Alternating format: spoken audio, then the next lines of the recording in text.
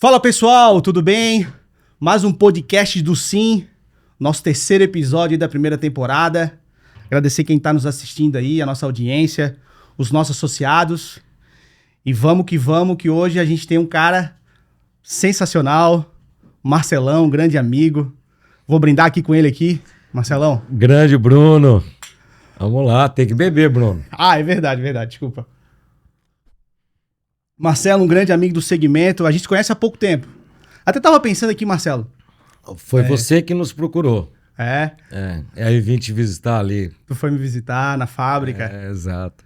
Vou apresentar o Marcelo aqui, então agradecer aí o pessoal que tá nos escutando, tá nos ouvindo, que tá no trânsito, que tá aí na academia. Então vai ser uma oportunidade única, um bate-papo bacana. Me apresentar rapidamente aqui, eu sou o Bruno Pauli, estou aqui nesse momento como presidente do sindicato patronal aqui da nossa categoria, de móveis planejados, marmoraria, cortinado, enfim, tudo que envolve mobiliar uma casa é a entidade que representa esse grupo, que lembrando que é o sindicato patronal, o sindicato das entidades empresariais, tá? Também tem uma fábrica de móveis, né? Sofredor. A gente sabe que não é fácil, né, Marcelo? Não é não. Mas difícil. É bom. É bom. O estresse é grande, mas enfim, eu tenho uma indústria de móveis, aí na qual assumo a posição também aqui no sindicato. Falar um pouquinho do Marcelo. Marcelo é um grande amigo, um grande conhecido, um parceiro também lá do sindicato, nosso associado, e tem feito um grande trabalho lá com o nosso time, com os nossos associados, e tem tido bons resultados, tanto para a STI, Nanxing, quanto também para os parceiros que ele tem feito bons negócios.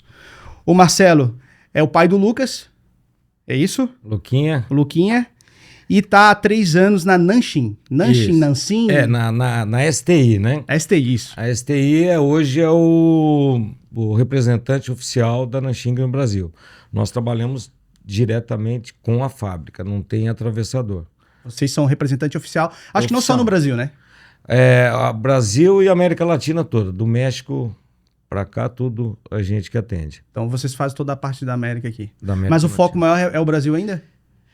Sim, mas a América Latina também está tendo um bom resultado já. Já está tendo um bom resultado. Eu tava tentando lembrar aqui como é que a gente se conheceu. Eu acho que tu sentou na minha frente, eu quero me associar. Foi tudo muito rápido, muito dinâmico, né? Eu vim te visitar, né? Eu vim te visitar, aí você falou que era presidente do sindicato e começamos a falar, você não quer associar? Vou. Já veio o Jean, já assinou e só pra vocês entenderem, o Jean eu digo que é o pai de todos, né? Que ele é que associa a galera, ele traz o pessoal aí pro sindicato. Então, e cara, eu acho engraçado, eu sempre cito o teu exemplo, porque tu realmente faz um trabalho fantástico aí em frente à STI, em frente à Nanxing.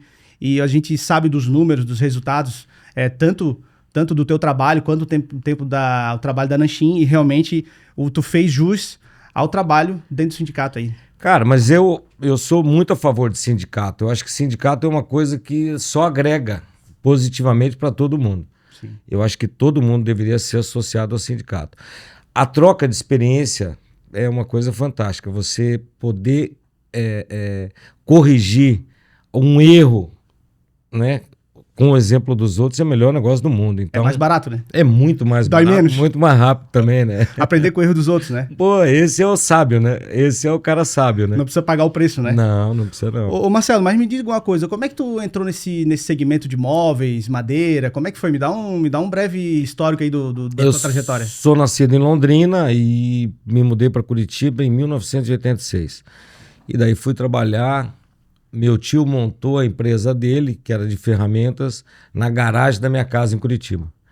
E daí eu fiquei trabalhando ali, mas eu no escritório fui muito pouco, porque eu não tinha paciência, né? Sim. Sempre fui um cara muito acelerado ali, então eu tinha que sair. Vendedor?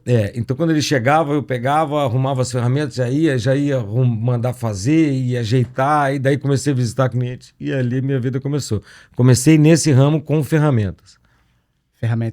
E daí ficou quanto tempo no escritório do tio, né? 3 meses no escritório, depois foi pra rua, né? Foi pra rua. E quais foram, até chegar na Nanxing, passou por quais empresas aí? Então, aí eu trabalhei com ferramentas até 98. Só ferramentas?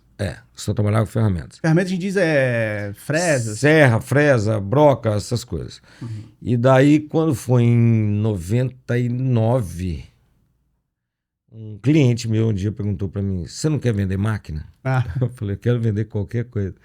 Aí ele pegou, me indicou e eu fui trabalhar com máquinas. Máquinas Daí- para móveis aí. Isso. E daí abandonei ferramenta, fui para máquina e desde então sempre saiu mais. não saí mais. E tu tá 3 anos na Nanshin. Sim, eu conheço o Júlio e o Germano há mais tempo, tudo, mas com eles há 3 anos. Agora, a Nanxing, eu já fiz a importação deles desde 2010, na época que a gente tinha importadora em Curitiba, né? O Júlio e o Germano são os proprietários da São. STI hoje. Isso, o Júlio e o Germano são os sócios e proprietários da STI. Da STI, que é Isso. representante Nanshin aqui no Brasil. Hoje, só pra gente entender, também muita experiência eles têm aí no segmento de móveis e máquinas, né? Eles têm uma grande trajetória também aí, né? A STI, ela veio para o Brasil em 2002. O Júlio é argentino, né? Na época da crise da Argentina, ele veio para cá para vender moldureira, Lidermac. E começou a vender e trabalhar com o Lidermac. Ele veio para cá em agosto de 2002, ele vendeu a primeira Lidermac no Brasil. E daí começou a vender muita coisa. Depois ele entrou com a ABS, ele representou bastante tempo a ABS, ele tinha uma área no Brasil da ABS. Mas ele encerrou a questão da ABS em 2020, 100%. Não representava mais. E ficou 100% Nanxing. Nanshin. O Germano entrou em 2017 na STI. Sim. Ele trabalhou em Roma, foi na Cric e tudo, né? Então o Germano tem um baita de um conhecimento de mercado também. Sim. E os dois venderam a primeira Nanxing em dezembro de 2018, 2018. a primeira máquina, lá pro Enio da Originale, O Enio fica onde? lá em Bento. Então esse cara aí, ele é o Não, cliente é- 01. Né, o 01. E ele tem hoje, nossa, ele tem seccionadora, tem nesting de uma cabeça, 2 cabeças, furadeira ponta a ponta, coladeira de tudo quanto é modelo, ele tem tudo lá. Ele é um baita de um cliente nosso hoje. Ah, legal, legal. E só pra gente entender, assim, a Nanshin tem feito um grande trabalho, a gente percebe nas feiras, né? A gente teve agora esse ano a feira em São Paulo, e a gente percebe, assim, o volume de negócio que tem ocorrido é muito grande. Quais são os números da Nanshin Brasil? Tens uma ideia de quantas máquinas, quantos clientes? Cara, nós temos hoje... Até pra gente ter uma dimensão de mercado, né? Porque, assim, nós temos mais de 2.000 máquinas instaladas hoje, Bruno. caramba, Nós temos um quadro de técnicos hoje de 22 técnicos hoje, nossa, instalando máquina. só instalando. Instalando máquina. Nós estamos falando do Brasil, tá? Brasil. Então, assim, nós temos uma equipe bem... Eu acho que esse é o segredo da STI. É a prestação de serviço. Cara, ela buscou pessoas do mercado, sabe? Pessoas competentes. Você pega os técnicos, todos eles muito experientes, cara. Sim. A rede comercial muito boa. Você pega... Porque não é só vender também, né, Marcelo? Não, você tem que ter pessoas competentes, cara, para você conseguir atingir números interessantes. Se você não tiver uma equipe coesa, cara, trabalhando junto, correndo, você não vai conseguir atingir números de jeito nenhum. Porque você tem que remar pro mesmo lado, né, Bruno? Sim. Uma pergunta que esse pessoal fica na dúvida, né? Porque assim, eu sou o comprador de máquina, né? No caso, o Marcelo aqui é o vendedor. Então, assim, a gente sempre fica preocupado com pós-venda, né, Marcelo? E a gente tá falando que a base Nanshin é na China. Como é que funciona essa questão de peças, manutenção? Então, nós temos uma estrutura tanto em Bento quanto em Arapongas. Mas o foco São os dois hoje... polos, né? Mas o foco hoje está ficando Arapongas. Nós estamos estruturando bem Arapongas. Então, assim, nós temos o Cassiano, por exemplo. O Cassiano trabalhou 22 anos para os alemães. Sim. E hoje ele está à frente do pós-venda. Uhum. Então, toda a gestão de peças de reposição, de assistência técnica, tudo é com ele. E ele tem feito um excelente trabalho, sabe? Sim. Então, isso tem Porque nos máquina dado... quebra, né? Não existe máquina no mundo que não avarie. Qualquer uma vai dar problema. Principalmente hoje, que máquina tem muito eletrônico, né? Sim. Você desliga uma televisão, ela não liga mais, né? Exatamente. Então, pode acontecer. Mas nós não temos, assim, registro de deixar máquinas paradas por falta e tal. Uhum. Uma das vantagens da Nanshin é que ela não esconde as peças, né? Ela não tira identificação. Você não é obrigado a comprar com a gente, você não é obrigado a ficar na nossa... Consegue encontrar no mercado nacional. Exatamente. É porque assim, a gente que tem o DNA da indústria, a gente sempre trabalha com as máquinas no limite, né? Dificilmente, principalmente agora final do ano, a gente sempre trabalha com as máquinas no limite. Então, quando para uma máquina, realmente é aquele Deus nos acuda, né? É arrumar o quanto antes, fazer acontecer, porque vai engargalando, né? E lembrando que a indústria moveleira, basicamente, né, no nosso segmento, é cortar, bordar e furar. Então, esse é o macro processo dentro de uma indústria moveleira. E precisa de máquina para isso. E quando a máquina para, meu irmão... Meu Deus, é um Deus nos acuda para todo mundo. Para nós também é muito ruim isso. Então, a questão da agilidade e da solução do problema, eu sempre digo que esse é o diferencial. Sim. Porque qualquer máquina que você comprar, ela vai variar um dia. Sim. E a diferença do teu fornecedor com a rapidez e a solução que ele vai resolver o problema. Né? Que então, nada mais é que o pós-venda aí, né? Exatamente. Aí entra o pós-venda. Marcelo, eu queria trazer aí um assunto polêmico aí. Você é polêmico, imagina. Para quem está nos escutando aí, nós temos a indústria nacional de máquinas, né? Mas falando do nosso segmento de móveis planejados, móveis sob medida, enfim, a nossa referência sempre foi, ou foi até um determinado tempo, as máquinas alemãs e italianas. Elas sempre brigaram de igual para igual, frente a frente, e vamos dizer assim, que ditando o mercado nacional e o mercado mundial. E a gente tem percebido que surgiu um novo vetor aí, que é as máquinas chinesas, né? A gente percebeu lá na feira a latência do produto chinês. E eu acho que isso não é só em máquinas, né? Em tudo, né? É em carro, né? A gente que está rodando por aí, a gente sabe que a China tem se sobressaído em vários segmentos, ditado alguns mercados que até então não dominava. Aí eu pergunto para ti, o cara que vai comprar uma máquina hoje, ele tem lá no orçamento, ele tem uma marca de máquina italiana e uma chinesa. O que ele vai? Vai em qual? Ô Bruno, a China já provou para todos que ela não deve nada a ninguém, né?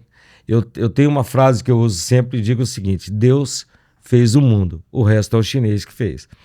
Então, cara, o mercado mudou bastante na questão do preconceito que existia sobre a China.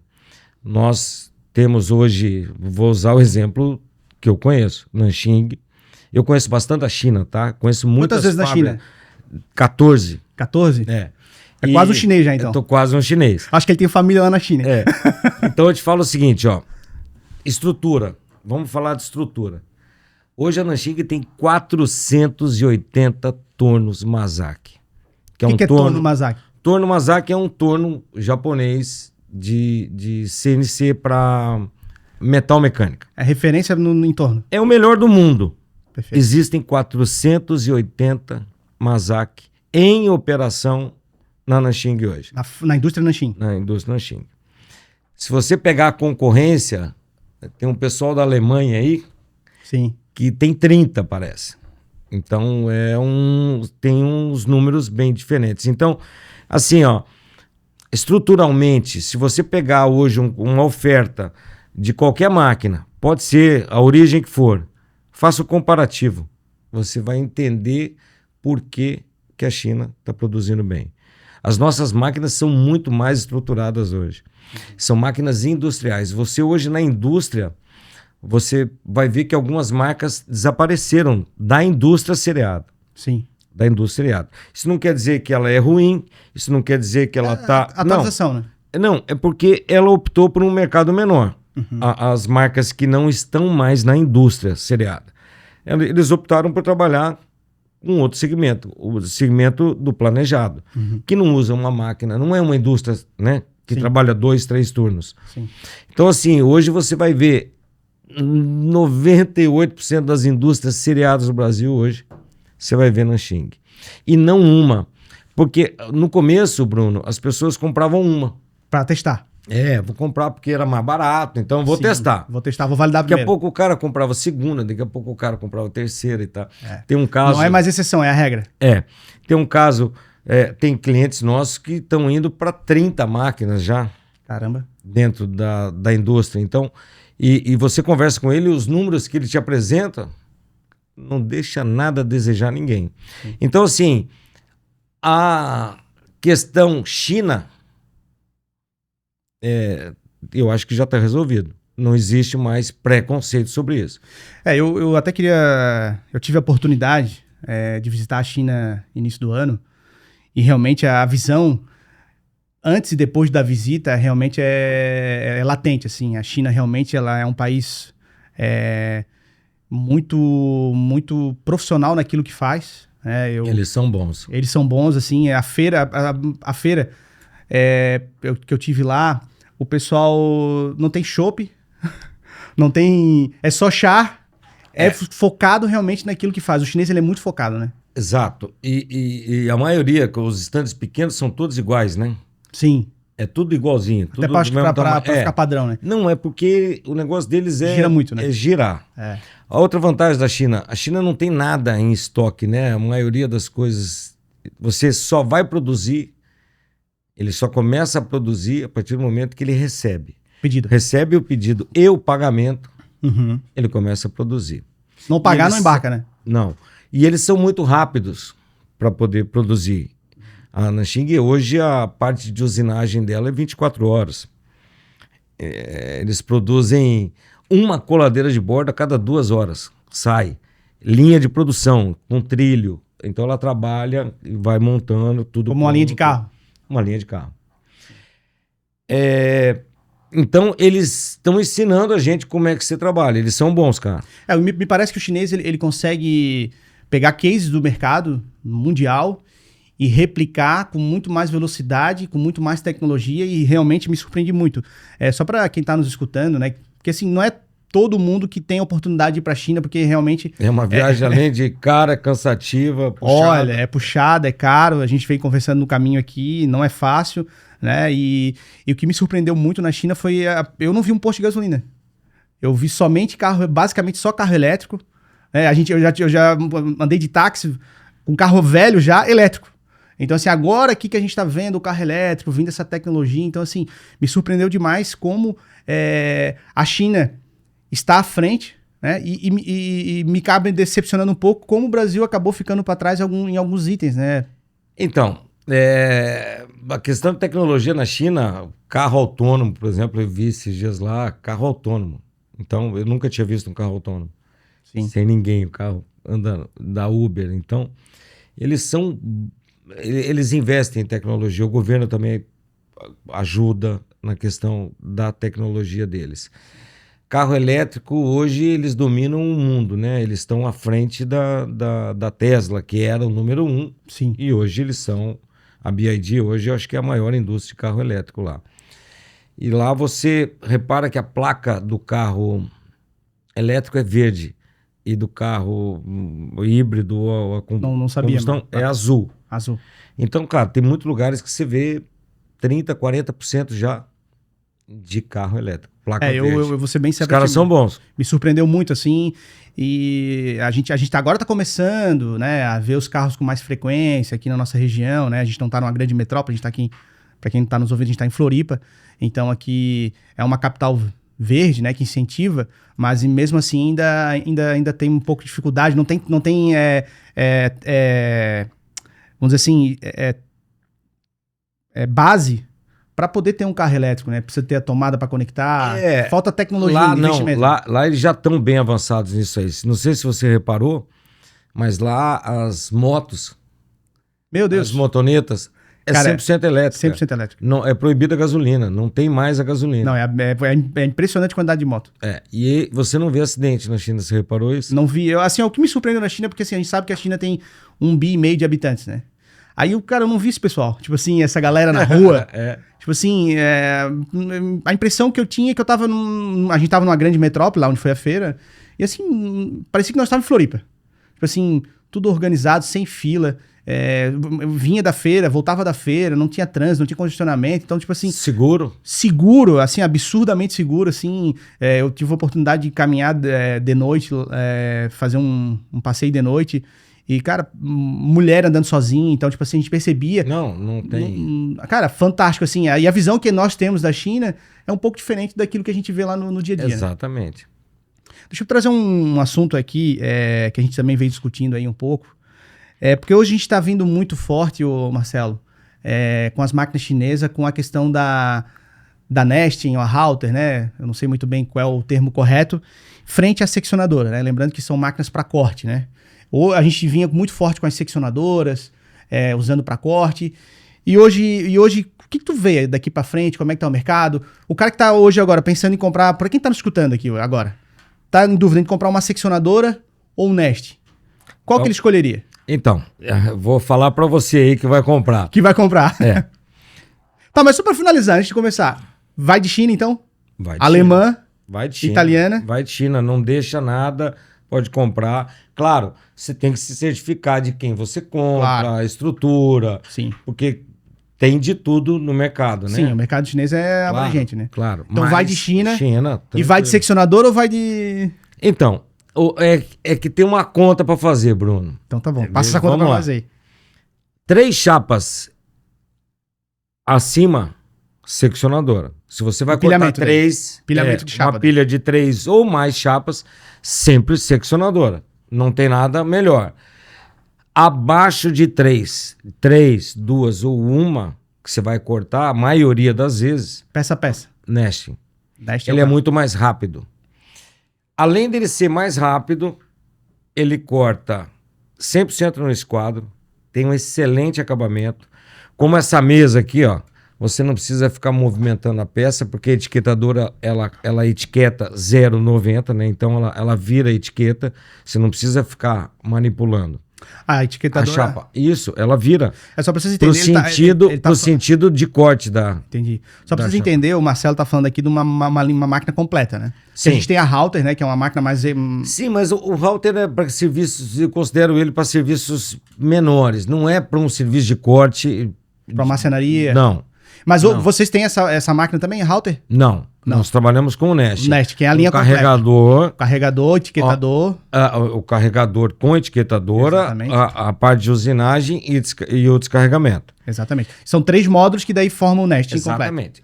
E você tem uma altura boa de armazenamento de chapas, né? Que você vai colocar para Sim, porque a máquina é alta. E a partir da 3ª chapa, a máquina tá full, ela tá cheia. Então ela tá etiquetando, usinando e descarregando Perfeito. com um único operador. Com um único operador. Então, além de ser mais ágil, tem um acabamento perfeito, 100% no esquadro, não precisar virar por causa do veio do madeirado, você trabalha com um operador só. Uma pergunta que eu sempre... Eu tenho... A gente tem essa máquina lá. Uma coisa que me preocupou muito quando eu comprei é a bomba de vácuo. Então, você tem... Como é que é isso? Nós temos o Nest com 2 bombas, com 3 bombas, mas com 2 bombas é suficiente. Nós temos um cliente em Camboriú que quando chegou o Nesting dele, ele estava com problema de energia e ele ficou trabalhando 40 dias, 45 dias. Uma bomba só. Com uma bomba. E a média de chapa dele, de corte, de peças, né, por chapa, dá 26. Tem plano de corte, dá 26, ou seja, peças pequenas. Peças pequenas. Você não se preocupe que isso aí é o... Assim, é uma preocupação que a gente teve por muito tempo, assim. Essa questão, as peças pequenas realmente é um desafio, né? Não se preocupe que não tem... isso aí não é problema nenhum. Não é problema nenhum. A outra coisa que você tem que pensar é que uma seccionadora, você depende muito do operador. Sim, exatamente. Da posição da chapa. Exato, que ele vai ter que colocar no esquadro, ele vai ter que... Botar a peça certa para cortar. Exato. Ela depende muito mais do capital humano. Exato, do capital humano. E isso pode ter muito erro, né? Exatamente. Agora, no Nest não. Tá lá, a máquina faz tudo. O cara só não pode botar a chapa errada, né? Não, aí... Aí não dá, né? Mas daí não é a máquina, né? Eu queria perguntar, e os 6mm? Como é que é? Ele usina bem também? Porque... Usina, sim. Mas Qual que é a dificuldade dos 6mm? Porque a gente tá falando da espessura agora da chapa, só para todo mundo entender. Existe o MDF de 6, 15, 18 e 25 no mercado brasileiro. Cru, você vai ter que carregar manual. Tá. Porque o vácuo, na hora que ele vai puxar mais do que uma chapa, né? Entendi. Revestido, puxa de uma em uma. Uhum. Mas você consegue. Pode ser que às vezes você vai ter que pressionar, apertar, para ele pegar no vácuo na mesa. E vai variar também muito do fabricante da chapa também. Exato. Porque ele é revestido, depende muito do que está revestido também, né? Sim. Então, mas ele usina também. Usina. E podemos dizer assim que dá para abolir a seccionadora? Dá. Ó, eu vou te fazer outra pergunta. Agora, Vamos lá. Seccionadora ou esquadrejadeira de precisão na marcenaria? na marcenaria? Marcenaria pequena. Marcenaria pequena, aquela seccionadora normal, não de pinça. Qual? Cara, eu acho que eu iria numa de precisão. Não tenha dúvida. É muito mais flexível do que uma seccionadora. Mais flexível, mais rápida, né? Do que uma seccionadora. Mas o pessoal gostava mais de seccionadora. Correto. Então, a esquadrejadeira sempre é muito melhor do que a seccionadora para primeira máquina. Aí o cara já tem uma esquadrejadeira de precisão, Aí ele vai pra uma seccionadora. aí ele pode ir para uma seccionadora, não, De não tem empurrador problema manual nenhum. ou Não, de pinça. mas aí ele pode ir Eu acho que é lá. evolução, né? Evolução. Eu vou te dar, por exemplo, nós temos o nesting, nós temos 2 seccionadoras de pinça e continuamos tendo a esquadrejadeira de precisão. Essa nunca vai sumir do mercado. A gente até é uma máquina que eu até queria tirar lá da fábrica, porque ela é mais invasiva, né? A questão Sim, de é mais perigosa. mais perigosa, então é uma máquina que me gera uma certa dor de cabeça, assim. Mas, enfim, não tem como a gente abolir 100%, porque às vezes precisa fazer um pequeno corte, um pequeno ajuste. Então, tipo assim, não é eliminar uma e eliminar a outra, né? É questão de complementar, né? Não, ela tem o seu espaço e não vai perder. E uma indústria seriada, gigante, trabalha com esquadrejadeira de precisão também. Tem que ter. Então tem que ter. Mas enfim, hoje se o cara... Tu acha que o cara a partir de quantas seccionadoras ele pode pensar no Nest? Ou ele já pode pensar no Nest antes da seccionadora? Não, Porque tem a fase de transição, né? Não, então, ele tem que colocar o nesting. Uma hora ele vai ter. Você tem 2. Então na hora que você for trocar uma das seccionadoras, Tem a 2 mais antiga, seccionadores. você continua com uma seccionadora e passa e compra um Nest. Porque essa transição, o PCP, ou a parte de projeto, você vai ter que alterar, você vai ter que melhorar. Então, não é nem melhorar, é mudar, né? Se adequar à nova realidade. Porque assim, a gente precisa entender que não é só simplesmente comprar a máquina também, né, Marcelo? Então, o maior erro, ontem eu atendi um cliente lá em Balneário, que ele está querendo comprar algumas máquinas. Eu falei, mas antes de você comprar as máquinas, você já comprou o software? Você já sabe com qual que você vai trabalhar? Porque não adianta você comprar a máquina e achar que a máquina faz tudo. Se ele não tiver uma base, um programa, onde ele vai gerenciar tudo, plano de corte, as peças, os pedidos, tudo, o PCP dele tem que ser bom. Se ele não tiver isso aí, Bruno, ele pode comprar o que for. A máquina sozinha não faz. Ele tem que ter a base. Puta, eu vou comprar a máquina para instalar o ano que vem. Começa já. O software. Começa já a cadastrar, a fazer. Porque o software também, se comprar e não fizer o trabalho, né?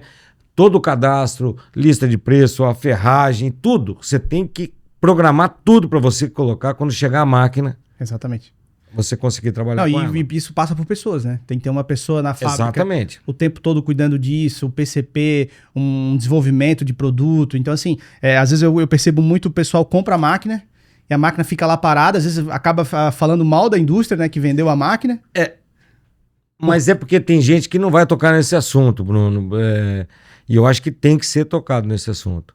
Se você não tiver um sistema que toque as máquinas, a máquina... Vai ter uma Ferrari com velocidade de fusquinha. Porque você pode fazer peça por peça na Manualmente. máquina, mas você vai perder um monte de tempo. Não vai te entregar nem 20% daquilo que tu precisa. Não vai. Aí é a mesma coisa você fazer no manual, né? Você vai demorar muito. Então, a integração das máquinas com o teu sistema, isso é muito importante. Você tem que se preocupar com isso, sim. Senão, você vai apanhar. E só para deixar claro, o sistema é desenvolvimento. Tá, pessoal? Tem que dedicar tempo, tem que ter alguém full time lá. Criar sua biblioteca. Então, assim, gente, não é fácil, não é barato também, né, Marcelo? Não é barato. É por isso que tem que pensar bem tempo, para não errar. É complicado, não é fácil. Mas eu acho que isso aí daria quase um podcast aqui pra gente ficar falando. Uns 2 dias, De uns 2 dias aí, pra gente botar tudo na mesa e falar um pouquinho. Eu queria trazer um outro assunto ainda de máquinas aí, aproveitando que o Marcelo tá aqui, que ele é o representante da Nanshin aqui, que é uma líder no segmento aí de máquinas para móveis no Brasil e no mundo, né, Marcelo? Centro de usinagem e centro de furação. Então. A gente tá trazendo alguns pontos aqui latentes, né? A gente falou de Nest, falamos de seccionadora, agora eu quero falar sobre centro de usinagem e centro de furação. Qual escolher? Então, eu sempre brinco e falo o seguinte... Esse podcast vale ouro, hein? que o centro de usinagem fura, mas ele foi feito para usinar. A furadeira ponto a ponto usina, mas ela foi feita para furar. A essência. Você não pode comprar uma furadeira ponto a ponto pensando só em usinar. Como você não pode comprar um centro de usinagem pensando em só furar. Entendi. Porque daí o setup é muito grande. O bom é ter as duas, né? O bom é ter as duas. A gente tem um associado nosso que tem as duas, né? Tem Sim. Tu vendeu a máquina lá, acho que O Carlos Eduardo. o Carlos Eduardo, ele tem um centro de usinagem. E tem uma furadeira uma nossa. furadeira de vocês que tem troca de ferramenta. Isso. Também é bem versátil para fazer as usinagens. Né? Exatamente. É muito rápida. Mas dependendo do produto que você vai fazer, tem que ser o centro de usinagem. Mas furação hoje, 45... a usinagem 45 do Carlos Eduardo, por exemplo, ela tem 6 trocas de ferramenta. Uhum. Então, é uma máquina super rápida e super versátil. Né? Ela é bem flexível. Então, você consegue fazer muita coisa nela. As duas são importantes. Depende da tua linha de trabalho. O que você vai fazer.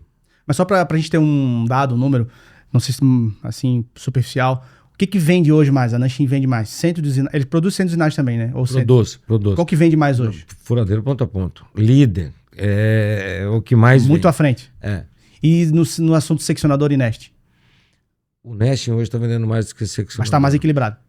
Está um pouco mais equilibrado. Não, eu acho que está vendendo mais Nesting hoje do que seccionadora. Mais Nest. Mas não é uma discrepância assim tão grande. A indústria cereada, sem sombra de dúvida, é só seccionadora. Seccionadora. Planejado hoje da parte de serviços, está indo o Nesting. Perfeito. Vamos trazer alguns assuntos assim, porque precisa ter dinheiro para comprar isso tudo, né? Tem que ter dinheiro. Porque assim, é investimento, não é barato, né? Eu não vou dizer que é caro, porque é investimento, né? A gente sabe disso. É uma máquina que tem tecnologia. E ela se paga, né, Bruno? Se paga.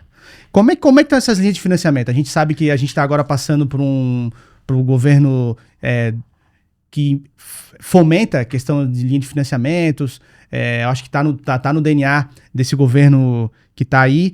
E como é que a gente tem linha de financiamento? Como é que tá? Tá fácil? Tá barato? Bruno, tem banco oferecendo hoje o Finimp. O Finimp é um Finame, que é um financiamento a longo prazo, com subsídios, só que para produto importado. Então, Finimp, hoje, uma média de 6% ao ano. 6% ao ano. Tem 2 anos de carência, 8 para pagar, só que é em dólar, beleza? A cotação em dólar. Você vai fazer o financiamento em dólar. E tem uma outra linha de crédito que essa semana até eu recebi algumas coisas, que chama Finep. Finep. Esse Finep, cara, ele está suspenso até final de outubro. Mas aí ele volta a fazer também com juros bem interessantes, de 5%, 6%, uma coisa assim. Vai voltar agora no começo de novembro. Até dia 31 de outubro ele está suspenso. Mas são linhas de créditos. Aí você tem vários outros financiamentos, mas aí com o juro maior. O banco, geralmente, eles não gostam muito de fazer o Finimp. Eles preferem fazer com uma taxa maior, né? Claro. Mas o Finimp é uma boa opção. Então, quem está nos ouvindo aqui, que precisa comprar máquina, a gente tem o Finimp e o Finep. Isso. Qualquer banco que você trabalhe, ele tem essa linha de crédito. Você tem que perguntar para o seu gerente. Tem que falar com o banco, Sicredi, Sicob, Banco Brasil, Sicredi tem, tudo. E nos bancos comuns, né? É que a gente percebe que hoje os bancos de fomento, né? Vamos trazer aqui um BNDES, um Badeste, que é aqui do estado de Santa Catarina, eles estão sempre ligados a uma instituição financeira na ponta que faz todo esse alinhamento, né?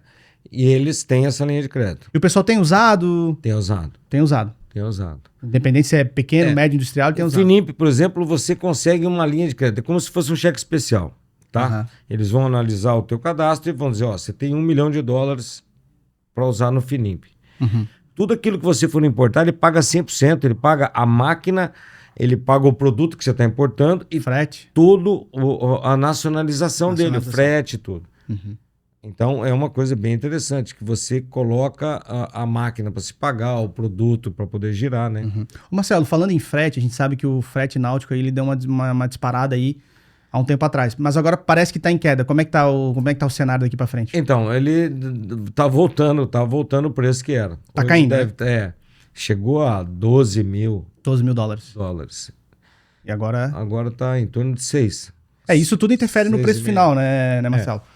Veja, para nós, eu sempre digo que a gente cuida muito do dinheiro do nosso cliente, tá? Porque... Tem que ter muito amor e carinho, né? Porque a gente sabe que não é fácil, né? O investimento sempre ele é muito sacrificante para todo mundo. Então, a gente procura ser o mais justo possível. Então, a importação eu posso fazer para vocês, mas é muito mais econômico você fazer. O próprio radar do industrial. Porque no refaturamento, cara... É bitributação daí. Exato. A gente está jogando dinheiro fora, porque o nosso sempre é aquele valor da máquina. O resto não é, nós não ganhamos nada naquilo. Então, a gente prefere, nós temos uma estrutura boa de despachante que vai te ajudar, vai cuidar da sua importação. Ele vai te orientar, vai tirar o teu radar, vai fazer tudo. Tu tem uma ideia de volume de quantos containers chegam da Nanchinha aí, ano? Há uns 350 containers ano. 400, E chega tudo por um porto, chega por vários? Não. Tudo chega depende... por vários, depende de onde está o cliente, né? Mas tudo pelo litoral brasileiro, ou vem alguma coisa pelo Chile? Não. Aí quando é de Chile já sai direto Chile direto, não passa por aqui. Sim. Nós estamos falando do Brasil, né? Brasil daí. Mas basicamente vem pelos aeroportos. Aqui quando é Santa Catarina, a gente tá falando o quê? Porto Tubarão? Tubarão não, desculpa. Navegantes. Navegantes e Itajaí. Navegantes e Itajaí. Aí tem Rio Grande do Sul, tem o Paraná, tem São Paulo, tem Rio, tem Espírito Santo, tem o Nordeste. A máquina, quando chega, ela vai direto pro local onde vai ser montado? Ou ela vai pro galpão de vocês primeiro? Como é que funciona? Não. Quando a STI importa, ela tem que ir para Arapongas. Quando o cliente importa, já vai direto para a fábrica dele, né? Uhum. Sai do porto direto para a fábrica dele. Entendi. Perfeito. Eu queria voltar nos assuntos de máquina, que a gente falou do corte, falando da furação, mas esquecemos do meio, que é a borda, né? A aplicação da fita de borda, como se não existisse, né? E a gente sabe que a coladeira de borda é uma das máquinas mais complexas que tem, porque ela ainda é muito manual. Eu diria que é a mais complexa de todas as máquinas da questão de regulagem. A coladeira de bordo é que merece um cuidado especial. Tem que ter um bom técnico, um bom operador, né? Eu sempre indico que uma única pessoa opere a máquina, sabe? Tem que ter um dono. Ela tem que ter um dono. Até por questão de limpeza, por questão de regulagem. Porque você imagina que trabalha em 6... Você tem quantos funcionários, Bruno?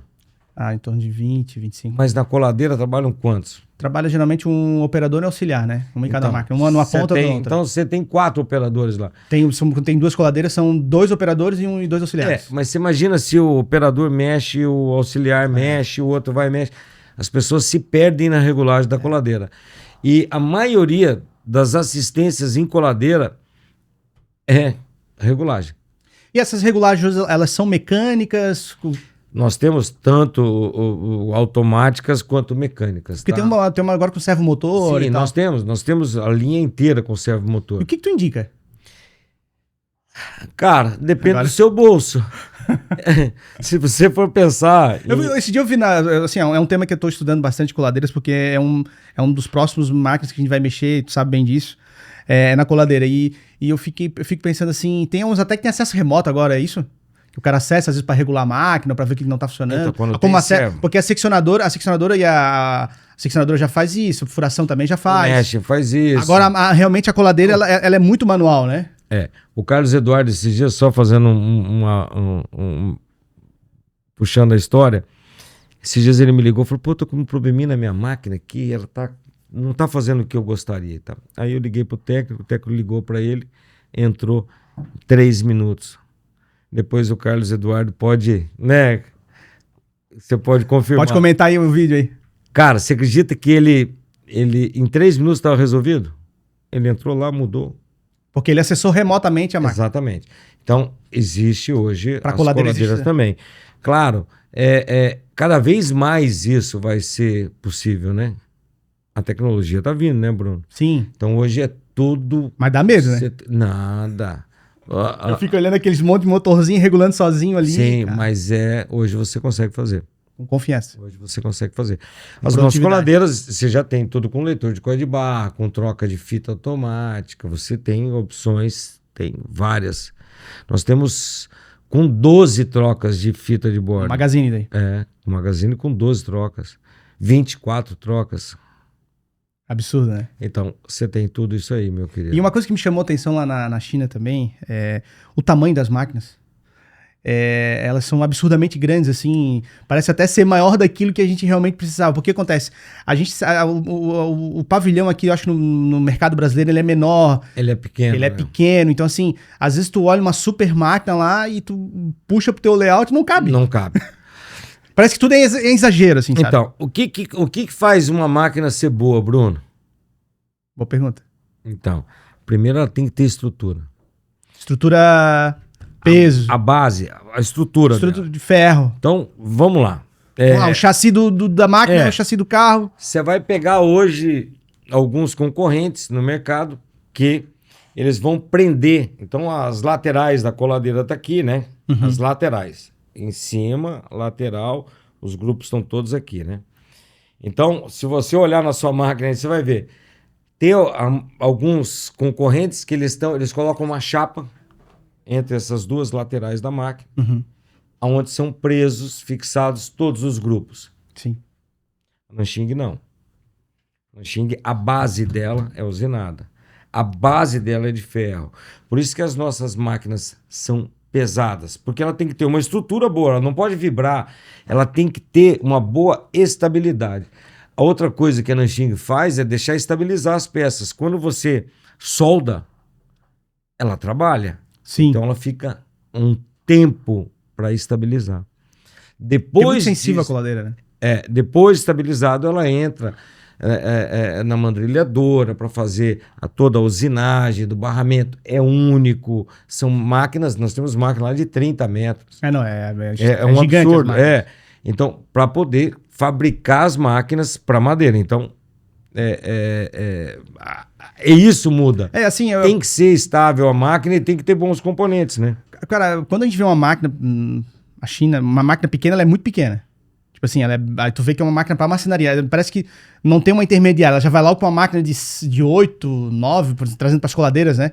De 8, 9, 10 metros, como se fosse a coisa mais comum do mundo. E a gente não vê isso aqui, né? Parece que o mercado nacional, ele absorve, parece umas máquinas menores, né? Mas como tu falou, né? Às vezes não tem a base, a estrutura que tem, por exemplo, uma Nanxing. Sim, então por isso que eu te falo. falo. Também, então, né? Não é que não funcione essas que eu estou dizendo. Funciona bem. Mas não é uma máquina que você pode trabalhar 10 horas por dia. 2 turnos? Nada. Não. É uma máquina que você vai trabalhar menos. E pro nosso ouvinte que está nos escutando aí, entre escolher, falando de coladeira ainda, a gente tem 2 tipos de colas. EVA, PUR, e tem uma tal de laser aí também que a gente... Não, esquece. O laser não vingou ainda. Ainda não. Enfim, qual escolher? Porque tem uma diferença de preço, primeiramente, né? Tanto da máquina quanto do produto acabado. E o que tu vê aí pra frente aí? Vai para EVA, vai para PUR? Como é que tá isso? Bruno, eu vou devolver a tua pergunta assim, ó. Quanto representa a cola no seu móvel? O custo? Um percentual. pouco. Nada. É muito pouco. Então, é muito pouco vezes 2. Sim. Então, que é o custo da PUR. A questão do PUR hoje, eu acho que é uma coisa fantástica de você colocar no seu móvel. Se você deixar hoje um baú fechado no verão, em Florianópolis, no sol, 4 horas, ele vai soltar a fita. A tendência é soltar a fita, porque vai estar 80 graus dentro do baú. Sim. O PUR, ele veio para ficar. Veio para ficar, não é uma aposta. Veio para ficar, É exceção ainda, né? A maioria do pessoal usa os EVA, né? Ele custa 3 vezes. O custo é 3 vezes mais do que o EVA, o PUR. Porém, ele aplica metade do que o EVA aplica. A camada é muito pouco. Sim, ele rende mais. Ele rende mais. E ele veda... O Pulga lá, que é o nosso técnico lá, ele coloca dentro de um aquário na feira. Sim. E você vai medindo, ele não estufa, não acontece nada. Então, qual que é o problema que você tem de móvel, principalmente em área molhada, né? Sim. Que você vai ver, a empregada vem e joga o balde d'água, e ela tá certa, ela tem que lavar, ela tem que limpar. Sim. Então, tem a própria umidade do ar também. Exato. Você tem que ter uma vedação. Então, tu acredita que a indicação é PUR? É PUR. A qualidade é muito melhor, cara. Sim. E o custo não é tão absurdo assim. O importante a gente salientar que o segmento hoje está absorvendo o PUR ainda, né? A gente tem... A maioria das empresas ainda usa o EVA, mas a gente está vendo essa mudança em frente ao EVA e PUR, né?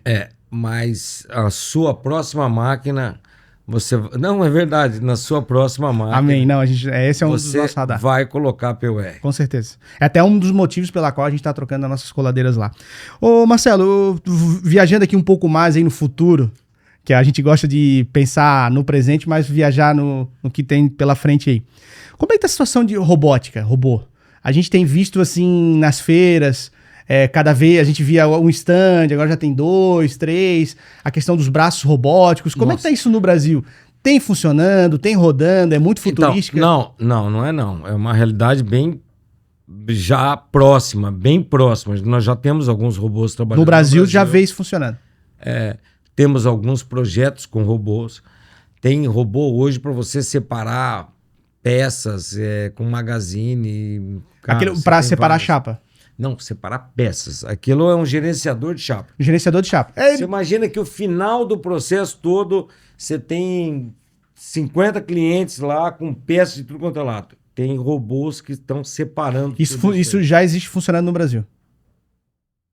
Projetos. Esse que eu tô te falando. Ainda é projeto. Mas está bem próximo. Já tem robô tirando do nesting? Sim, isso já funciona. Tem, alimentando, tirando de nest, de coladeira, de centro de furação, isso aí já tem. A gente tá falando de braço robótico aqui, né?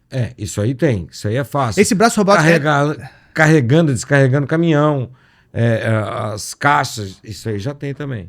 Bacana. Não, porque parece uma realidade tão distante aqui da gente. Não é não. Mas já tem isso acontecendo. Não é não. O que vai ter daqui a uns dias é esse robô com um magazine separando peças do seu pedido, do pedido do João, da Maria, tudo lá, bonitinho. Pessoal, já estamos aí com 50 minutos de podcast, passou rápido, Caramba, né? Nós falamos, hein, Bruno? É impressionante, né? O papo tá bom, tá gostoso. Eu queria trazer um assunto aqui. Como é que tu acredita, Marcelo, que vai ser o segmento de imóveis planejados? Tu que tem oportunidade de estar em grandes feiras, né? Tu me comentou que semana que vem vai pra China novamente.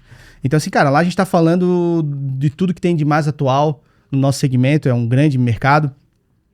O que tu pensa, o que tu vê a longo prazo, como é que vai ser o mercado de imóveis planejados? O que tu imagina aí para quem tá nessa jornada nossa aí? Bruno, eu vejo assim, ó, historicamente, aonde você vê em polos moveleiros, em segmentos onde a pessoa não investe em renovação de equipamentos, em tecnologia, ela fica fora do mercado. Então, você pode olhar que as grandes empresas, elas nunca deixaram de investir. Todo ano elas estão investindo. Eu tenho um amigo seu, que é um xará seu, o Bruno, o Paulinho, os caras lá de Linhares. Cara, esses caras que ficaram no mercado, o Guidini, todo mundo, o Lúcio, esses caras continuam no mercado porque eles investiram muito na fábrica e nunca param de investir. Se você para... você fica para trás, teu custo muda. Então, o que eu vejo do mercado é o seguinte: aquele que continua investindo, igual você está falando, já comprou, você está querendo trocar coladeira, está querendo fazer isso, você vai crescer no mercado, todo mundo que vai crescer. Para te acompanhar e manter o teu preço e a tua qualidade vai ficar cada vez mais difícil. Sim. Você e todos aqueles que estão investindo em máquina. Uhum. Então, aquele que é o pequeno, que com muita dificuldade, às vezes não consegue comprar um equipamento melhor e tal, ele vai acabar terceirizando o serviço com você, ou com outro, ou com aquele que está investindo e que está prestando esse tipo de serviço. Uhum. Ele não vai sair do mercado, porque ele vai continuar fazendo, montando, vendendo, né? Mas ele vai terceirizar o serviço. Uma parte que para ele não consegue atender, ele acaba terceirizando com uma outra empresa. A terceirização, eu acho que ela veio para ficar no mercado. Ela vai ficar. Uhum. Porque quando chega o segundo semestre, quantos pedidos você deixa de fazer? Exatamente. Né? Então, se você tem alguém que tem uma capacidade boa de terceirização, que vai aumentar a tua venda, você vai acabar terceirizando e você vai ganhar dinheiro e o cara que está terceirizando vai ganhar também. Então, tu acredita que a terceirização aí pode ajudar bastante? Não, ela vai ajudar bastante e ela não vai acabar, ela só vai aumentar. Entendi. Qual conselho tu daria, Marcelo, quem está nos escutando aí? O cara que tá começando agora essa jornada empreendedora, assim, o cara quando entra na marcenaria, ele geralmente tem um DNA, né? ou o pai é marceneiro, ou o tio, ou ele já passou pelo segmento. Tipo assim, ele não cai de paraquedas nesse segmento. É raro os casos, né? Não é que o cara acorda de manhã e fala, vou montar uma marcenaria, né? Ele vai fazer tudo mesmo montar uma marcenaria, né? Qual a dica que tu pode dar pro cara que vai começar amanhã? O cara que vai começar, vou pegar lá um capital, vou pegar um dinheiro emprestado e vou começar uma marcenaria. Qual é a dica que tu poderia dar pra esse cara aí? Olha, eu acho que o cara tem que ter um planejamento, Bruno. Ele não pode simplesmente falar, eu vou montar uma marcenaria. Porque eu sei que todo mundo que trabalha nas fábricas, ele tem aquele sonho. Eu vi muita gente quebrar, Bruno, quando eu tinha loja em Curitiba. Sim. O cara, você ia visitar uma fábrica, eu entregava sempre o catálogo para todo mundo. E daí o cara me procurava. E ele falava, puta, eu vou ganhar, eu vou montar, meu sonho é montar uma marcenaria. Só que ele não fez a conta, Bruno. Ele monta a marcenaria com um sonho, né, cara? E aquilo vira um pesadelo. Vira um pesadelo. Porque ele acha que é mais fácil. E não é mais fácil. Então, assim, você começar já não é fácil. Começar com dívida é mais difícil ainda. Então, ele ia lá na minha loja, comprava uma máquina parcelada. Ele tinha um aluguel. Aí ele ia... Então, ele não fazia o planejamento do negócio. Então... planeje para você fazer, para você tentar não errar, para você conseguir fazer. Porque se ele não conseguir vender, tirar um pedido todo mês, 2 pedidos, ele vai quebrar. Entendi. Então ele tem que se planejar para poder fazer um negócio. E isso é a educação financeira, né? O cara tem que ter essa parte. Não é só aprender a fazer um orçamento correto, porque o que acontece? No desespero ele vende as coisas mais baratas, ele não ganha dinheiro, ele só se afunda. Então o cara tem que ter planejamento para poder fazer as coisas, Bruno. E a gente tem um fato muito interessante no segmento, ele é muito sazonal. No primeiro semestre ele é muito devagar e em compensação no segundo ele é muito acelerado. Então isso dá um descompasso nas contas. Se o cara não tiver um equilíbrio... absurdo, né? Ele não tiver o equilíbrio, não tiver a expertise para tocar o negócio. E é o que acontece com a maioria. E não é porque o cara é desonesto, não é porque nada disso. É porque ele não estava prevendo aquilo lá. Sim. Então, assim, por isso que eu te falo que o sindicato nesse ponto é bom. Exatamente. O cara, quando é associado, ele vai lá, troca ideia, conversa. Onde é que você errou, Bruno? E essa liberdade de você ir e vir dentro dos associados... eu acho isso a melhor coisa do mundo, Bruno. Sim, exatamente. De verdade, você consegue tirar a ideia e evitar erro. O sindicato, eu posso falar, porque passei por todos esses estágios aí, né? Desde de uma pequena empresa até uma média, como a gente está se situando hoje, e a gente vê que tá no sindicato, tá no associativismo como um todo, ele te ajuda a pegar experiências, né? Trocar ideia, pegar às vezes uma referência também de máquina, de fornecedor, de sistema. Porque, assim, é um grupo ali que, tecnicamente, o pessoal às vezes briga por um orçamento, né? Acontece. Porém, é um grupo que está ali para se ajudar no intuito de fortalecer o segmento, né? E eu acho que o sindicato é justamente isso. Eu acho que na ponta vale tudo, Bruno. É questão na venda. Sim. Mas vocês têm que ser unidos na base. E isso eu vejo no sindicato de vocês. Vocês são unidos na base. É aonde importa. Uhum. Beleza? É a troca de informação, a troca de experiência. Vamos comprar junto para comprar melhor. Vamos fazer. Isso é importante. Sim. Na ponta, infelizmente, ou felizmente, vai ter aquele negócio. Claro que quando você vê que é alguém ali mais próximo, tentar jogar o mais limpo possível. Mas é o que vale, Bruno. Essa troca de informação aí é muito importante, né? Essa conversa assim, frente a frente. A gente sabe que a gente está sempre na correria. Né? Tá sempre correndo atrás de venda, atrás de funcionário. Então, assim, esse momento de tu poder sentar frente a frente, tocar uma ideia, falar diretamente de empresário para empresário, dono para dono, só o sindicato pode proporcionar isso. Porque você abre para qualquer pessoa ali. Você vai abrir os números, você vai mostrar para ele como é que você faz. E ninguém vai abrir, Bruno. Você imagina que chega um cara que você nunca viu lá na... Opa! Ô, Bruno, tudo bem? Olha, eu tenho uma marcenaria aqui perto e tal, porque eu vi a tua aqui. Como é que eu faço? Me ensina como é que você faz o teu preço, que você forma o preço. Não existe, né? Você não vai fazer. Agora, aí tem que ir lá no Sebrae, o Sebrae tá responde dele. Não, mas aí essa é a vantagem do sindicato. Sim. O sindicato, ele soma muito, cara. Eu sou... Tanto que eu entrei rápido pro sindicato. Legal. Eu queria trazer aqui... Como é que tá essa questão de feiras? A gente teve esse ano a Formobile, O ano passado, desculpa, FIMA. o ano passado a FIMA, e esse ano, Formobile. o ano que vem, FIMA. FIMA. Tá confirmado, porque antes era FIMA, junto com Móvel Sul, né? Móvel Sul, isso. Não, continua igual. Continua Igual. Então... É um ano FIMA e o outro ano Formobile. Devia ser tudo em São Paulo pra mim. Eu acho melhor. São Paulo é melhor, show de bola, né? É mais fácil pra todo mundo aí. O que tu diz pro quem tá nos assistindo, empresário do segmento aí, que não vai na feira? Olha, a oportunidade de você ver novidade, conhecer realmente os fornecedores, conhecer novos produtos, fazer network até com o pessoal que você... do setor, do teu setor, né? Os concorrentes, você acaba conhecendo, acaba fazendo. E eu acho que quem não vai na feira só perde, Bruno. Você agrega muita coisa quando você vai numa feira. Você conhece muito, cara.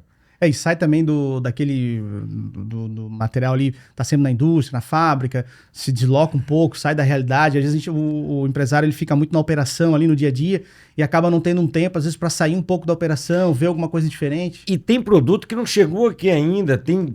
De repente a indústria que tem um produto, um insumo, contratou um vendedor ruim, cara, que o cara não chegou na tua fábrica ainda. Então você pode ver muita novidade.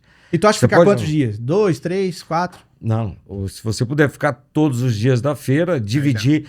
O que eu sempre... Você tem que se organizar, Bruno. Sim. O que eu vou ver hoje? Essas aqui, e aqui eu vou em todos. Para você ir por todos os segmentos. Se você se organiza e vai com foco numa feira, o teu resultado é fantástico. Você não pode ir andando à toa, né? Sem saber onde é que você está indo. Aleatório. Agora, pega, vai ter a feira lá, vou pegar o mapa da feira. Puta, eu vou ver MDF, depois eu vou ver cola, depois eu vou ver fita, eu vou ver máquina, eu vou ver ferragens. Você se dedica, você e a tua equipe, né? Você pode dividir, né? Coloca quem vai pro MDF, quem vai pra fita, quem vai pro sistema e tal. Você divide com todo mundo, cara. Vai todo mundo ver, todo mundo aprende, todo mundo volta muito melhor do que foi. Sim. Marcelo, falando de feira ainda, dá para comprar máquina na feira? É bom negócio? Espera pós-feira? Ô Bruno, a máquina você tem que comprar quando você tem necessidade, né? Se é uma boa oportunidade de comprar na feira? Na feira, tudo bem. Mas se não, não. Eu acho que para você comprar na feira, feira para você ir conhecer. Eu acho que... Mas se puder comprar, dá para comprar também? Dá, mas eu acho que você vai comprar sempre antes ou depois. Já vai, você não vai na feira. Mais para bater o martelo. Porque assim, Bruno, você precisa de muita coisa para comprar uma máquina, né? É confiança, é olhar o produto, ver onde é que tem referência... Puta, pedir para ir ver. Você não pode comprar uma coisa, Bruno, que você nunca viu. Entendeu? Resultado final, né? Exato. Puta, eu vou comprar a máquina lá, mas e daí? Quantas tem trabalhando? Como é que funciona? E na feira tudo funciona, né? Não.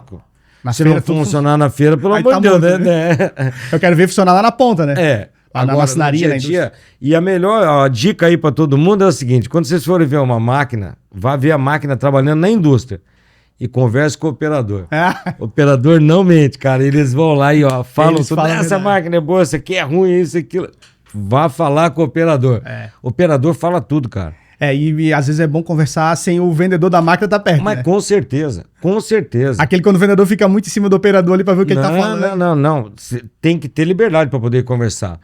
E é bom. E outra coisa que você tem que olhar é o seguinte, Bruno. Eu vou lá ver uma máquina. Quantas tem? Porque pode ter uma só, né? Ali. Mas o cara que compra a segunda, que compra a terceira, que compra... Para nós, isso é uma satisfação muito grande. Porque ele comprou a primeira para experimentar. A segunda até vai. Não é mais uma da aposta. Terceira em diante, cara, é porque ele realmente acredita no produto e porque o nosso produto está aprovado na indústria dele. Então ele começa a fazer.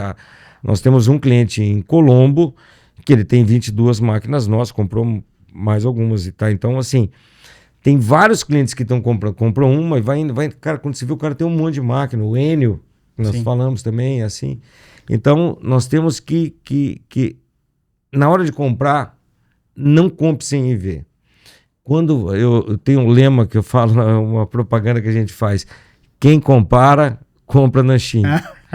Em todo sentido. E é verdade, cara. Quem compara, compra na Xing. Quando ele pega... Porque não é só o preço, Bruno. Você tem que ter mais base para poder comparar. Aonde tem, como é que pesa, quanto pesa, qual é a composição da máquina? Ah, é uma coladeira de bordo. Ok, mas como é que ela é construída? Com os grupos, como é que ela é? Então, tudo isso muda na hora que você vai ver. Realmente, a gente tem acompanhado o trabalho da Nanshin e é surpreendente a questão da recorrência que tu fala, né? Exato. A gente vê, tinha uma, já tem a segunda, a terceira, e já vai trocando. Então, assim, é igual o cara quando compra uma Toyota. Acho que tu pode falar um pouco de Toyota porque tu tens uma, né? Então, ele fica naquela marca, fica ali, ele no máximo às vezes vai numa Honda, depois volta pra Toyota, então ele fica naquele segmento ali. Pessoal, trazendo aqui para a reta final, a gente já está com 1 hora e 3 minutos aí de gravação. Então, queria deixar aí as considerações finais aí para o Marcelo. Dar um recado final aí para essa galera que está nos assistindo, que está na dúvida, que está entrando no mercado, que está na parte de aquisição de máquinas. Se puder dar esse insight e essa consideração final aí, a gente agradece. Flexibilidade. Essa é a palavra que eu mais gosto de usar numa indústria de planejado. Se você quer ter um sucesso, quer ter mais serviço, invista em flexibilidade. Faça o que seu concorrente não faz. Então, para isso, você tem que escolher o melhor equipamento, a melhor solução. E, na maioria das vezes, não é nem que é a mais cara, entendeu, Bruno? É você pensar que você tem que ser mais flexível do que o outro. Ser mais editável. Exato, porque fazer mais do mesmo, aí é a mesma coisa você vender cozinha branca, né? Custa aquilo lá. Então, sempre pense em fazer... mais flexível. Ser mais flexível do que o seu concorrente. E a questão de sob medida. Exato. A gente hoje, assim, falar móveis sob medida, móveis planejados, mas hoje o planejado, até o modulado, ele está cada vez mais editável, né? Então... E tem que ser. Tem que ser. Então, e o Nest vem justamente para isso. Exatamente. Ele vem aí para facilitar a vida. Pessoal, então, agradecer aqui o Marcelo. Eu que agradeço a oportunidade de estar aqui com vocês, estou à disposição de todos. Vou estar sempre com vocês no sindicato, né, Bruno? Eu te agradeço aí o convite para vir aí participar. O pessoal da Nanshin, da STI era para estar todos aqui. Eu queria que eles viessem hoje no teu evento que nós vamos ter hoje. Sim. Mas, infelizmente, nós estamos tendo hoje a convenção de todos os técnicos lá em Arapongas. Então, mas todos eles mandam um abraço. O Júlio, o Germano estão lá, mas na próxima nós vamos estar mais com eles aqui. Muito obrigado. Pessoal, agradecer vocês aí que estão nos escutando, que foi até o final. Trouxemos aí o Marcelo, uma referência no segmento, no mercado chinês. Eu acho que a pandemia nos ensinou da globalização. Sim. Não podemos agir localmente, mas temos que pensar globalmente, né? A gente viu falta de insumo, né? Falta de alguns medicamentos. Então, assim, a economia é global, né? A gente pode atuar local, você que é empresário, que é marceneiro, que é industrial, que atende uma localidade, uma região, um estado, ou uma cidade específica, ele tem que pensar globalmente, porque o mercado é globalizado. Então, assim, não deixe de estudar as empresas chinesas, o mercado chinês, o mercado americano. E o Marcelo aí é uma grande referência pra gente, não só na máquina de imóveis, mas também em outros setores aí. E estamos aí para se ajudar. Pessoal, agradeço. Até o próximo podcast e tamo junto. Forte abraço aí. Valeu, obrigado.